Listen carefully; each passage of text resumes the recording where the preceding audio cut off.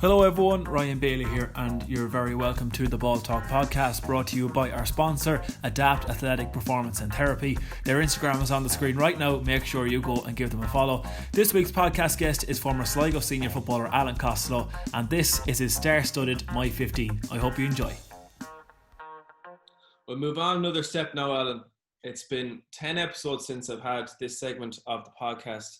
Episode 20 was the last one. Big boots to fill here now. Stephen McDonald was the last man to do it. So this segment is the My 15 segment. So for anyone that hasn't seen the podcast before, I asked Alan, only last night I asked him to make 15 of the best players that he has played with. The only rule apart from that is that he has to be in the team himself. Players can be across any code that you played with them at a competitive level. Club, college, county, you name it. They can be into the team. And it's caused some headaches before. And I'm sure you had a bit of a headache all day. It has. Like, it's an interesting one. In 2004, when I was only 18, and that was a team that got to an Ireland final. Now, you know, there was some phenomenal players, but some of them were probably coming to the end of their career. And then in college, I played with lads that were starting their career. But I gave it a go anyway, and it's pretty impressive if you go through it. And there's a lot of lads that were left off that, like, you know, would make a lot of teams in anyone's 15. But so I'll give it a rattle anyway. Just before we go on, Gary Sice said he might come back and make a second team. Barry John Keane had a full panel of 30, so that's easily. But I'll have a rattle at it anyway. So we'll start one by one. So we'll go line by line. We'll start off with your keeper there first. So Papa Dirks, Paul Durkin in goal. Sigerson goalkeeper. He, you know, you can't look past him really. You know, Darren Kearns from Giva was on to me saying he saw the tweet and he was looking for the nod there, but he wasn't going to compete with Papa Dirk. So Paul Durkin was in goal. So, and I honestly tried to, like, give it a bit of a mix as well. So, and, you know, when we talked about that Sligo team, you know, you had plenty of guys. You had, like, Charlie got an all-star, but you had Ross. But for me, Ross Donovan was, like, when you talk about personalised cornerbacks, he was as good as I've seen, or as good as I've ever played with or played against. You know, I played a lot of club football against him. So Ross would be number two. Had to put Neil McGee at full back. Very hard to look past him. You know, Noel Maguire would be, you know, a very close second, but Neil McGee there. And in the other corner, you have Keith Higgins. So, you know, played under 21 with Keith, played colleges with Keith. And I think, you know, he does a lot of his talking on the pitch. You know, he's a phenomenal athlete and a phenomenal footballer. So that's your full back line. Just before you go on to the half back line, Alan, do you think Ross Donovan, for his performances there in 2009, 2010, I know Charlie Harrison, of course, got the All-Star and deserved that as well. Did Ross Donovan deserve one of the same though as well?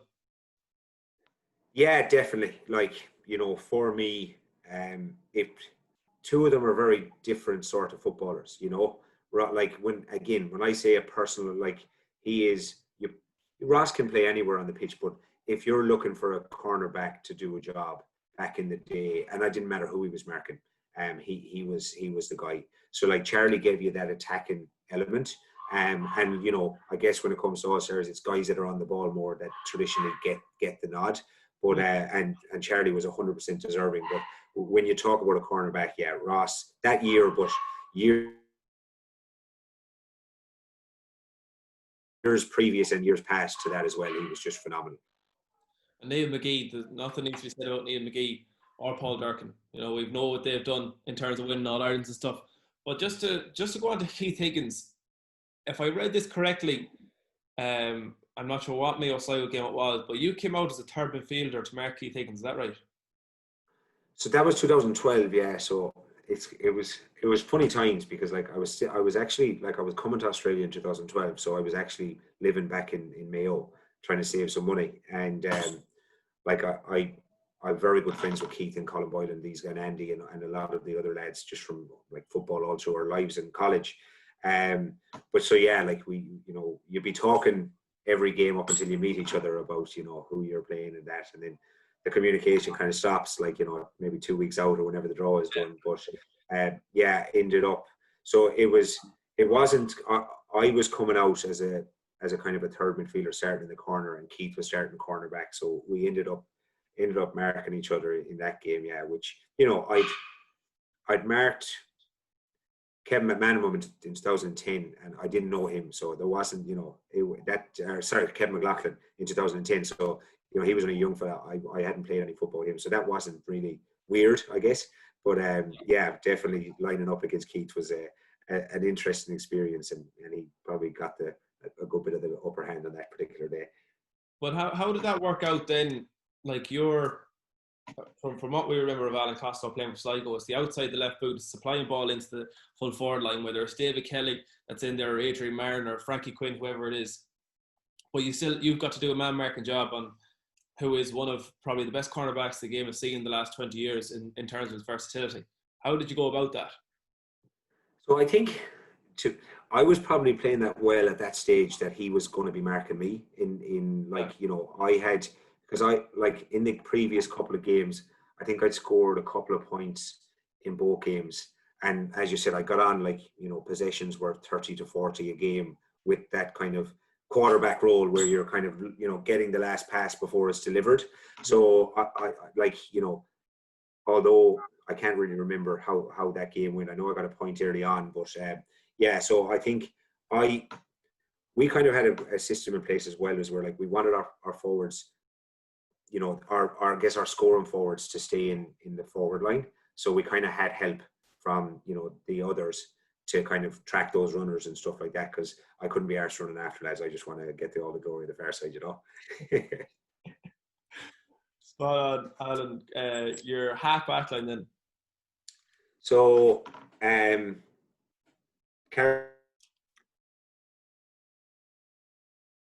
lot needs to be said in that instance. Kevin Cassidy at number 6, and Colin Boyle at number 7. Again, like a fortune of footballers there, you know, that delivered. You know, Cassidy at that time in Sligo IT, you know, Lacey was still up and coming. Cassidy was a bear of a man, like when it came to like physique for lads in college. He played anywhere between midfield and kind of halfback, wing back, but he was just colossal.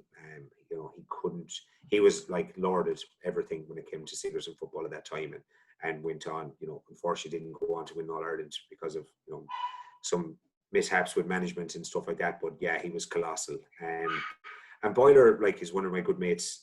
You know, he was, when we were in college, you know, we used to always say Boiler was like, you know, we used to call him a Shido man, because he wasn't big, you know, but he was tenacious as hell. And Boiler went in with Mayo under O'Mahony at the start and played, I think, about 3 or 4 minutes in the National League, and O'Mahony told him that he was like too small physically to compete at that level. And that just spurred him, like, he went nuts and turned himself into like a machine. And you know, I think he has 3 All-Stars.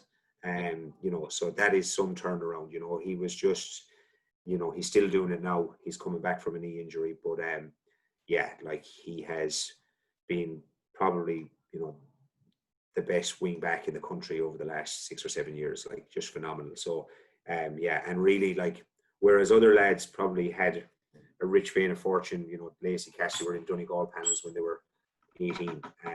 Boiler worked really hard to get himself noticed, and you know, went on to do some incredible things. Just before you move on to the midfield there, of course, speaking about Colin Boyle, so you're the latter stages, I suppose, of your Mayo career, although it was an early career. It was, am I right in saying that it was John O'Mahony that was over Mayo when your Mayo career came to an end? No, so it was actually, I was thinking this guy, the guy from Derry. Mickey Moran. Mickey Moran, yeah. So I was involved with Mahon for 2 years, and then the third year Mickey Moran came in, and I played a couple of games in the National League, and then when it came to the championship squad, I wasn't named on it. I went to Boston that summer. So yeah, that was my last kind of involvement. I went in and trialed with O'Mahony, but like, my fitness levels weren't near where it needed to be. So I think I played one trial game against Fermanagh, and then just really wasn't in the picture after that. So yeah, that was he was Mickey Moore, and that let me go as such. How did you find working under John Mahon as a manager? Sorry, I missed the start of that, right? You're right. How did you find working under John Mahon as a manager? Because he's a man who's got quite a CV. He's been around the country and around the places, and people have a lot of different opinions about him. But just from a personal level, like I remember my first ever game of Mayo, a senior game. I went, I don't know where it was. We played Westmeath in a challenge match. My outfielder drove me. I think I was just gone 18, and Mahon was manager, and I just thought this was like incredible. I didn't like, it was kind of like a bit of a dream, you know, involved like looking at the David Heaney's, David Brady's, you know, all of these Conor Morts, Kieran McDonald, you know, like phenomenal players. So Mahon like brought me in, and he was like, the training we did, it was undescribable. You know, it was just, if you ask fellas to do it now, like, you know, it's probably highly unlikely that you'd have two fellas that would commit. But I personally, I thought he was unbelievable. Like, you know, again, like, you know, he was pretty early in his tenure as manager at that stage. You know, we trained ridiculously hard. Again, probably didn't get the credit he deserved. Brought Mayo to an All-Ireland final. Now we got absolutely annihilated by Kerry in that final in 2004. But he was our under-21 manager at that time, and we lost to Armagh the week after by a point, I think, up in Cavan. But I really enjoyed him, and I keep in contact with him. I thought he's a super guy, and again, he got the best out of a lot of fellas. I was young, so like I was just buying into everything. I didn't have any baggage of previous years. So, but personally, I really enjoyed his, like, you know, we went to the Catskill Mountains when we played New York in the championship and did a week's training up there. Like, it was the fellas dropping on the pitch and being left. If you couldn't do it, you were, you know, stay where you are. Like, it was madness, but it was something really, you know, there was something, like, I think sometimes now teams are gone soft, and he was the total opposite to that, like softness or wasn't accepted really. So I kind of like that piece of it as well. So yeah, I really liked him, to be honest, and had a great time for him. Good stuff. Now, for midfielders, I'm sure there's a lot of players to choose from, and probably between the midfield and I'd say the full forward line are probably the two that give most people the biggest headaches. Yeah, midfield is a tough one. Like, again, really, really tough. And I went with two guys, I guess, that I remember. Like, you know, some of these guys went on to do great things, and maybe at the time that I meant, like, weren't at that level. But I think when I was playing Sigerson football in the first 2 years, like, Michael, like, as midfielders go, he was up and down. And he was a footballer. He smoked fags, which was like nobody smoked fags back then. No one in football did, and he was the most phenomenal athlete that we had. You know, he was like a greyhound, and he's still playing football. So Milesy, you know, there's a lot of other people that you could put, but I just remember those years going, this guy is a freak. So he was phenomenal. And second one is Amon OHara, and like, I think when it comes to Amon, like, you know, I probably came into the Sligo fold when Amon was, like, you know, coming towards the end of his career, and I probably didn't know a whole lot about Sligo football, the history of it. You know, I'd lived in Mayo. It wasn't a thing I knew I was going to do, so it wasn't something that I was keeping a close eye on. Yeah. And I think, you know, maybe didn't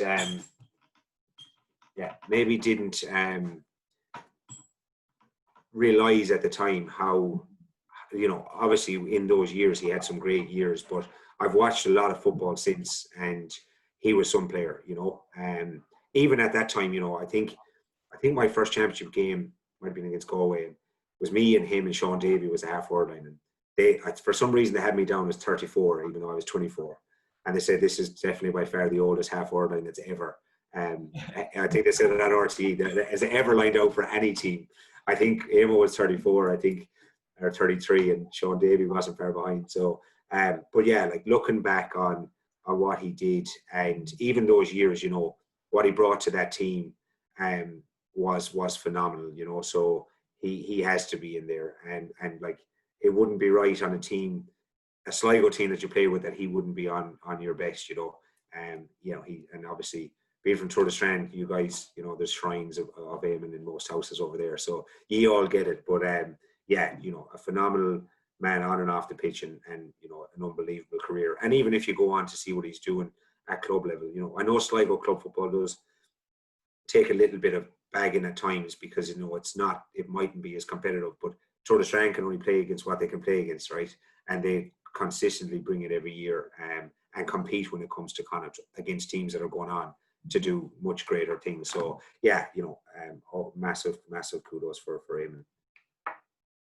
Usually in a team, the captain might come in the back line or the midfield. If you were to pick a captain from there, if you could pick one, does one stand out? I would have Ross as my captain.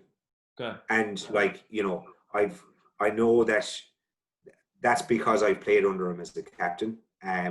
But Ross didn't have to say a whole lot in the dressing room, and that's what I really like about a captain. He just did his talking on the pitch. He wasn't interested in big team talks. He just, you know, you followed the lead of the captain and what he did physically and, you know, athletically over the 60 or 70 minutes. You know, that's what you want from your captain. So, you know, as much in all as there's lads there that have 3, 4, 5 All-Stars, Ross was a captain in every sense of what it should be for me. Yeah, like an army general sort of role in the team. Yeah, 100%. You know, nothing flamboyant. You know, he used to have to wear wristbands and headbands with the sweat coming into his eyes and stuff. You know, he was never glamorous. He would have wore a peak cap if he could on the pitch when the sun was out. But yeah, no, he was top notch, and a very smart, you know, footballer when it comes to it. And as well as that, as you said, Donovan mightn't do the talking in the dressing room, but there's so many leaders there. Like you've named 9 players there. You've got 9 leaders there so far that can do that talking in the dressing room, and as well as that, do the talking on the field. Yeah, that's it, and that's what you want. So, you know, you need to bring both if you want to be a leader as such. So definitely. The half forward line, Alan. Half forward line, like, this is where I'll put myself in, but I need to take myself back out again, because like, you can't be leaving some of these lads out. But my half forward line, and it's this for me is a ridiculous half forward line. You're Paul Finlay from Monaghan, who was absolutely phenomenal. If I'm putting myself at 11, but I played with Kieran McDonald, so you have to put Kieran Mack at 11. There's nowhere else to put him. And Christy Toye from Donegal was your other side. And Toye, I don't know what year it was. I think maybe it was 2014 where he nearly beat the Dubs on his own. But in Sigerson time, he was a phenomenal footballer. He was just on a different level. He was like, you know, as lads like maybe Lacey and these guys went on to have maybe more prestigious inter-county careers, but Toye was unbelievable. And then he came back again towards the latter end of his career. And Paul Finlay was just a god as such when it came to, you know, to left footers in football. He was unbelievable. Kieran McDonald, there's not much needs to be said about them, really, is there? No, and again, like another fella where I probably didn't know at the time when I was like, Kieran Mack was, when I was involved in Mayo, I remember we went to a match in Dublin. It was my first league game. I think I was the first player ever to get a yellow card, which then got you sent off in a league game up in Parnell Park. I was only 19, I think. But Kieran Mack was like, he was God, you know. We thought we wouldn't be allowed to talk to him, some of us younger bucks in the back of the bus, like. But he came down, sat beside us, and ever since then, like, he had no airs or graces, as much and all as the media had this piece of him, you know. Even would be delighted to go down and have fellas tapping you on the back, but he was total opposite. He went to a pub next door and had 2 pints and then went to bed. Like, you know, he didn't really like that media hype, and I know it's been kind of seen after his career, like when he talked in, I don't know, was it Off the Ball or one of those where he did that interview? Yeah, that was the second captain, but yeah, phenomenal footballer. Like, you know, one like the all-time great. I'm going to try and get one of those mugs I seen with the outside the left there. I seen it on Instagram. Yeah. I'm going to order a couple of them for over here for the tea. Definitely. And himself and Ross Donovan are 2 completely different footballers, but would they be similar in the sense of a captain sort of role that they do their talking on the field? Yeah, absolutely. Like, Mac didn't say a whole pile. Like, in fact, really never. Maybe when we were 14 points down at half time against Kerry, he might have had a bit of a blow just to say. I actually think that was Trevor Mortimer who said, like, we're not going to win this game, but just have a bit of respect in yourselves, like, you know, try and win one battle. But yeah, Mac was just, you know, as much and all as he was so stylish, the work rate and the physicality that he brought to games as well, if you look back at it, was huge as well. So yeah, definitely similar sort of leaders on the pitch for sure. And in terms of playing styles as well, Alan, the two, both left footers, both outside of the left kickers, did you find this coming into that Mayo panel from a young age? Did you find it, you know, like this is the model that I can mold myself on, sort of? I must have, because when I was like, and like I'm still playing football out here, and I don't know when the last time I kicked the ball the inside of my foot. Like I honestly, it's probably gone out of my game altogether. But like when I was underage, you know, when we got to an under-21 final, I was a corner forward, and I didn't really use the outside of my left, so I must have taken it from somewhere. But yeah, I remember watching him at training and just like seeing how accurate that pass can be and how quick it can move, rather than, you know, inside of the foot where it takes a bit longer and the defender gets an extra yard. So yeah, I you know, he was getting boots delivered from Puma and stuff back then when not everyone was, and we were just like, think the guy is he's the god, you know. But yeah, I guess the outside of the left definitely came. It started around that time period, so I'm taking it that it was definitely influenced by the man himself. Yeah, I know Joe Sheridan came on the podcast there, mostly 2 months ago now, and said that McDonald was training with his club above Meath, St Ecclestown, I think it is, and pulled up at a train and opened the back door of the Jeep, and he said about 10 or 12 pairs of Predator Manias fell out the back of the Jeep. Like, he just had them sent to him and by the bucket load. And they can't be got. Yeah, I know. Yeah. Still has it. Like, he was just a pure magician. I never got to see him play. Like, my mother is from Crossmolina. I never got to see him play that I can remember. Would have gone to games when I was younger when Crossmolina were at their peak as a club. But I remember seeing him in a training session probably 10, 11, 12 years ago. Went with my uncle Damien Mulligan, and McDonald was playing it was like a 20 by 20 square possession game, and they were saying, you know, let's say 5 hand passes get you a score. McDonald was going diagonal from one corner to the other, kicking the outside the left boot, and there's about 30 fellas inside in this 20 by 20 square. Like, it's just, this is a training, like, you know, a training where some fellas might not be playing to their highest potential, but McDonald just, for me, that's my memory of McDonald, and he's just an absolute genius. And that's it. He brought it to training as well. Like, when you talk about Ross and leaders and stuff, like, you know, training is the very same as a game to these guys. You know, they prepare the same way. They arrive early. They just, you know, when they're on, and that's whenever they cross the line. Doesn't matter if it's for a challenge match. You know, it's the constant. It's just a want to win, and I think that's in, you know, those two characters that was wholly evident that the only thing they wanted to do was win. And you know, that was all that mattered to them. So absolutely. 3 spots left, Alan. 13, 14 and 15. Yeah, again, another huge line with a lot of contenders.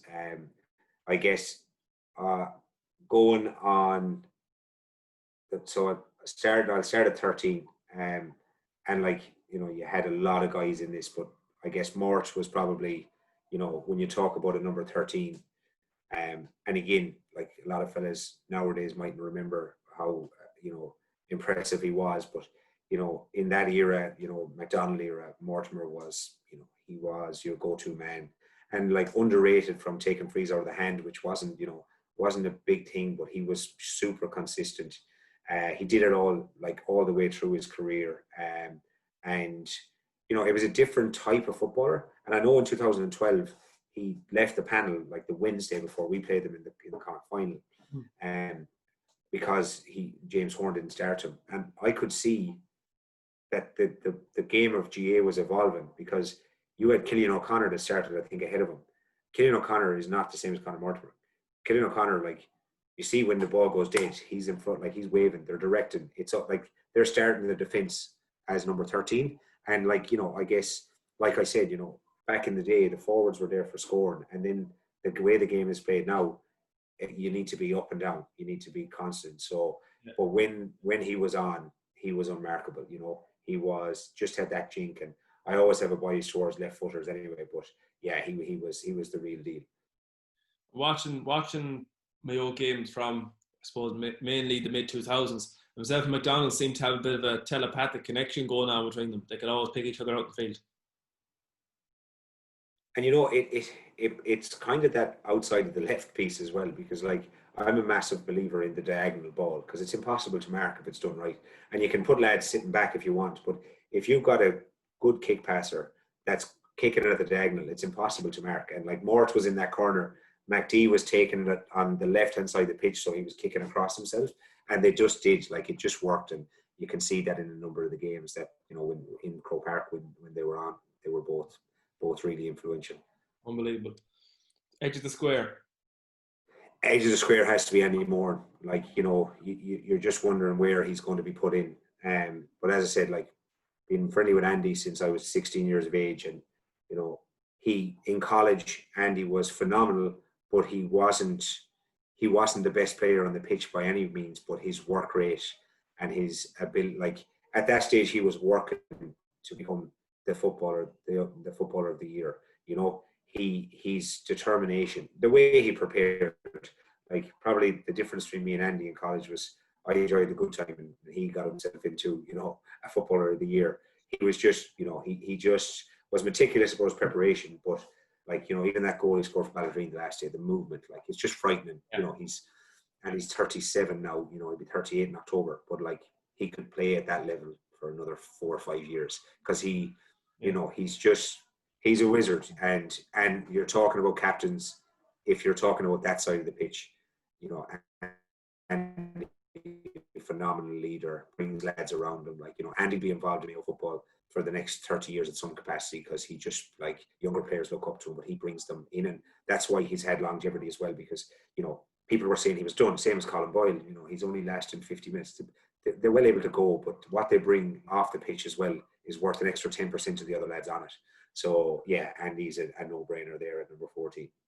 Certainly, there's a lot of guys there that you mentioned so far that are similar to Andy Moore in that way. They're like, you're thinking, is this fella ever going to stop playing football? Like Christy Toye, as you said, nearly beating the Doves by himself, and then of course he played in the 2012 All-Ireland final. Colin Boyle, Keith Higgins still doing their bits for Mayo. Kevin Cassidy, you saw him come on for Guidor the last day. He would have started only for his injured. The man is he's an absolute bullock of a man, like. Yeah, everyone on this, the youngest man on this team sheet is probably the next fella I'm going to mention, or the youngest lad's 33, 34. So, but like, there's no one on it apart from Amon and McDonald that you'd say isn't still kicking ball at some capacity, and will be for another number of years, whether it be a county or at a very competitive, club level.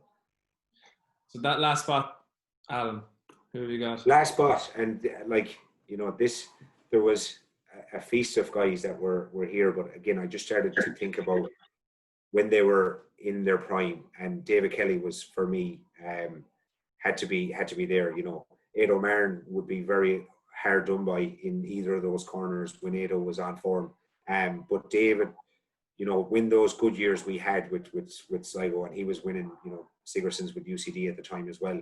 Yeah. I know, like, the options I had to kick into was like, Edo was, Edo didn't move as much as David, but you knew if you got the ball into Edo's, he had such strength around his body. If it came anywhere near him, he was winning, and he get left and right. But from a movement perspective, and I guess putting the fear of God on defenders, like David was, I look back at David, he probably, like, ended his career, like, he had very bad ankle injuries. I know he's still playing with Tubber Curry, but he should have been playing with Sligo for a number of years after that. He was unlucky with injury. He was going too fast, I always said to him. That's why his ankles kept getting sore, because he was just moving too fast. He was breaking other lads' ankles, but he was always breaking his own.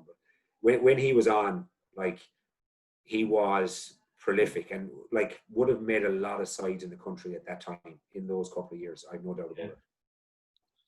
That's the 15 there. So Alan, and I'm sure there are a few honourable mentions that you want to you want to get in there too. 100%. So, like, you know, I had Shawnee McDermott there from Roscommon. Like, you know, he was a stalwart, again, a solid cornerback, but he couldn't get the nod ahead of Keith or Ross, I'm afraid. I had Johnny Davey down as, you know, your kind of wing back. You know, Johnny was, in that time, again, very stylish footballer, couldn't be marked, hand pass the ball to himself up over lads' heads, stuff that you wouldn't see. You know, he was a classy soccer player playing Gaelic. And then just two others, you had Mickey Conroy, Damien Munley, who would have been under 21 with me, with Mayo. Like, you know, they were both fantastic footballers. Nicky Joyce from Galway, you know, probably didn't go on to have the career he should, but at Sigerson level was phenomenal.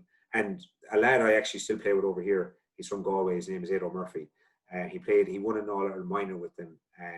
But I've been playing with him out here for 5 or 6 years. And it's kind of like, you know, talk about Mortimer and McDonald, like, you know, he's left-footed as well, actually. But I just kind of, the reason I'm still able to play is I just kind of sit back in the pocket and look up for him. And he's a phenomenal footballer. He'd be playing with Galway at home. So he's one of the more recent guys. But yeah, like, you know, even when I was looking at midfield, you had like Pat Fallon, who was my own clubmate. I actually was lucky enough to play with him with West Mayo back in the day and with Bal for a year. You know, he was class, but, you know, he was probably